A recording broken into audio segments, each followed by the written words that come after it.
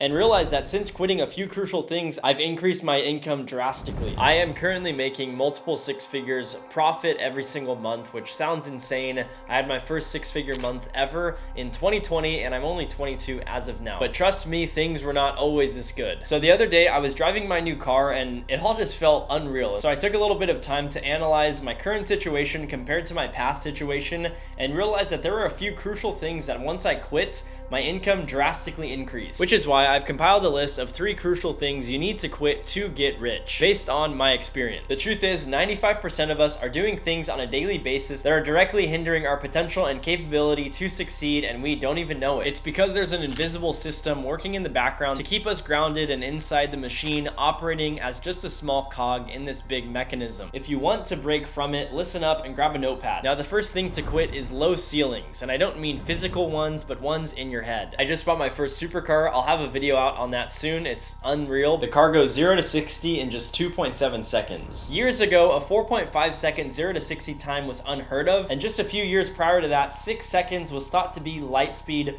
for a 0 to 60 time in a car. If we all just accepted that where we currently are at is at the top or as close to the top as you can get, then we will probably not progress. So why exactly am I mentioning this? Well, when I was trying to make business work and make good money, my dreams were minuscule, and I sabotaged myself setting these really low goals, and realized that my goal of one day making $10,000 per month was just a drop in the bucket for some people just a few years older than me. I hit that goal and thought that was it. I thought I was already there. I thought I was a baller. I thought I was a top G. This is when I understood that we set ceilings every single day for things that we are capable and incapable of doing. The issue is you never aim anywhere close to how far you can actually go. So the way I shifted my mindset into removing or at least raising the ceilings I previously had was to be surrounded by people who are either doing better than me or are on the way to doing better and have bigger goals, because then if I see that other people can do it or have done it or are on the way to doing it, I'm like, okay, this goal that I currently have is stupid. I've got to up it. When you are only around people who are struggling to make ends meet and only have a little bit of money, you're not even going to be able to realize that making $1 million per year is actually not as far-fetched as you might imagine. This leads me to the second thing you need to quit immediately after watching this whole video. Bad company. My current close circle of friends will not give me validation on just ideas or concepts of businesses I haven't yet executed on. If I feel bold enough to tell one of my friends my vision before I execute, they'll simply just tell me, cool, but let me know how things go when everything is finished. Simply because talk is cheap. So just ensure you're surrounded by a good group of people who share your beliefs and thoughts and also are on the right track in life. If you're only around people who do nothing to progress and they strive for nothing, do you truly think you'll end up any different? Not likely. Knowing this, be very selective with who you allow to infuse their thoughts into your mind. And this goes way beyond just that. Your family is included in this thing you need to quit. Most of your family will tell you to take the safe route in life, go to school, get a good job, get married, retire. You get the gist, pretty much the American dream. But if you have people around you that are constantly telling you to do things that will directly make you just another cog in the machine, they're likely doing more damage than good being around you. Don't ghost your family members after watching this video. That's not what I'm saying at all, but just simply be aware of who you're being around and understand that it may have a little bit of a negative effect on you if people have horrible mindsets and aren't really doing a whole lot. In addition, the people who complain about situations rather than looking for solutions are very toxic people. Now, they may truly think you have no control over certain outcomes, like making money, being in shape, and all of the things that certain people think it's just set in stone. The reason you can't let most people into your circle and imprint their thoughts into your mind is because most people live extremely lives. To put it very simply, if someone is trying to give you advice on things that they have not yet achieved, so let's say someone's trying to give you advice on making money, but they're not rich themselves, do not adopt their information and their advice. It'll likely be worthless. This brings me to the third point: mental masturbation.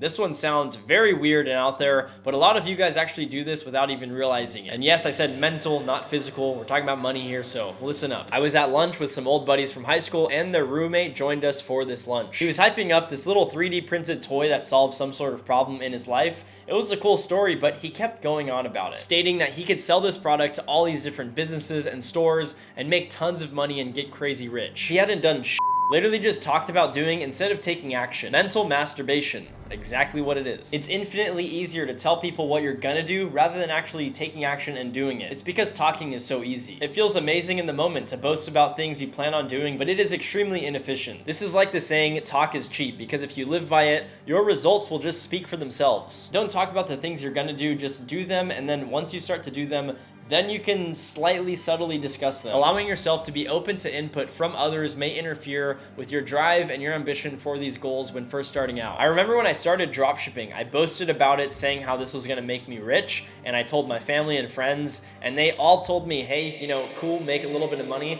but you shouldn't do this, you should focus on school and getting a job, and I ended up quitting dropshipping for a little bit because of this. If I had just done it rather than talking, I would probably be a lot more successful than I currently are, and would have found success a lot sooner. Now this one is very difficult because it's so fun to talk and think about the best possible outcome for the business. However, it's not getting you anywhere. So to be blunt, just stay down till you're up. Now, shifting gears, most people have this subconscious hardwiring in your mind and body that literally limits you from actually achieving your goals. It's this tiny 4-letter word that is spelt F-E-A-R.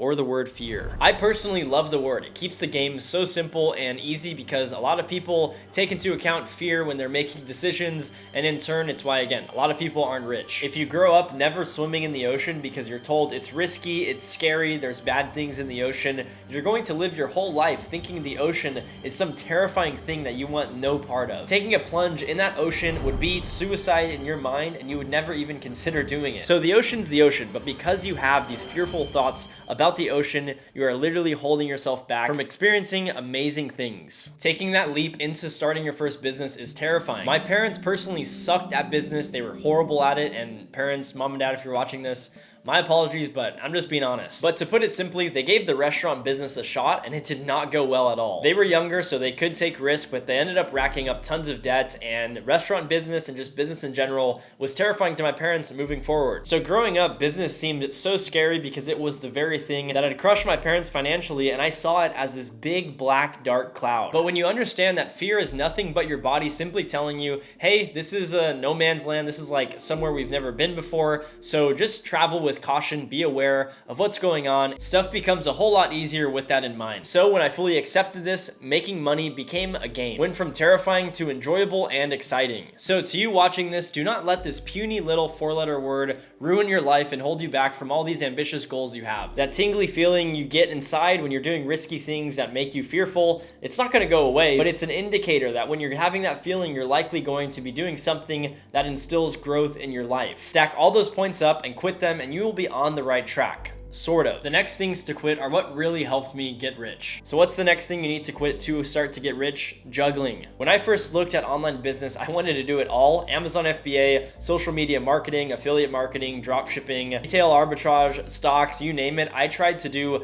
literally everything. And rightfully so. You have people telling you why this business model or that business model is the best possible thing, like myself saying drop shipping is amazing. Other people say other businesses are. So if we're all telling you these things, you may say, hey, you know, why not just do them all? I respect the ambition, I truly do, but juggling multiple businesses in a competitive environment will likely leave you in close to last place, and you'll probably not make it work. But if you try all these different things, only putting a small sliver of your time into each of them, you will just be okay at all of them. What I'm trying to say very nicely is you will be screwed. People like myself who have focused on one specific craft for years will outperform you, and you will likely stand no chance. So instead of trying to juggle every single business at once, pick one, stick with it, try it out for 6 months, and if that's what you really enjoy and it's making you good money, or you're on the right track, then keep sticking with it. This next point I'm about to mention is one that once I actually fixed this and quit what I was doing, it really helped me blow up my business and my finances, and it's one you guys should probably take notes on. It's being scared to spend this right here, this stupid little paper called money. I spent $52,000 just last week. A few years ago, I had literally less than $50 in my bank account. And I'm saying this so freely and chill because I've realized money isn't a scarce asset. See, this stuff is nothing but a tool that you need to use to actually get rich. And I'll tell you exactly how to do it. When I was broke, I penny pinched. I had people Venmo me for their half of a meal. I had people pay me for gas.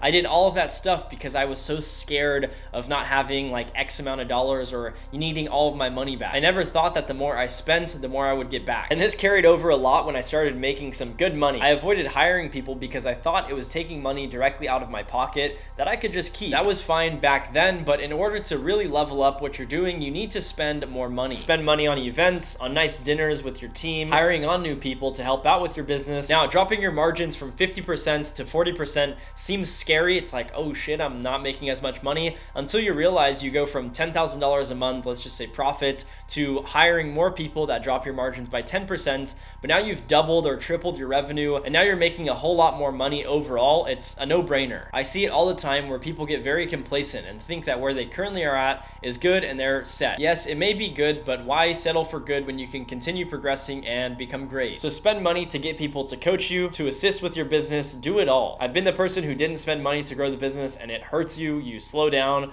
and once you do it, it's amazing. All right, there's only one more thing you guys need to quit. You guys need to stop it immediately because it negatively impacts you more than you know it. It is idolization. You need to stop this. A lot of you watch my videos, watch other YouTubers' videos, a lot of other entrepreneurs, and you guys think we are some different breed of people who are just so different from you guys, to where we're like way far past where you guys are, and you'll never achieve what we do, and it's not the truth. This is completely false. I'm just a kid pressing buttons on his computer in his house all day that's sharing his journey on the internet, filming videos, and talking in front of a camera right now. Years ago, I got expelled from my high school. I partied all the time. I did all the dumb that you guys have done in the past, or if you're in high school right now that you're currently doing. So don't think I was some weirdo who was just like working 24/7. The only thing that disconnects myself from you and all the people you guys watch on the internet is the things I just mentioned in this whole video. I used to watch others on YouTube and think they were insane gods making insane amounts of money that I could never ever achieve. And it wasn't until I started to meet some of the big YouTubers where I realized that they're not really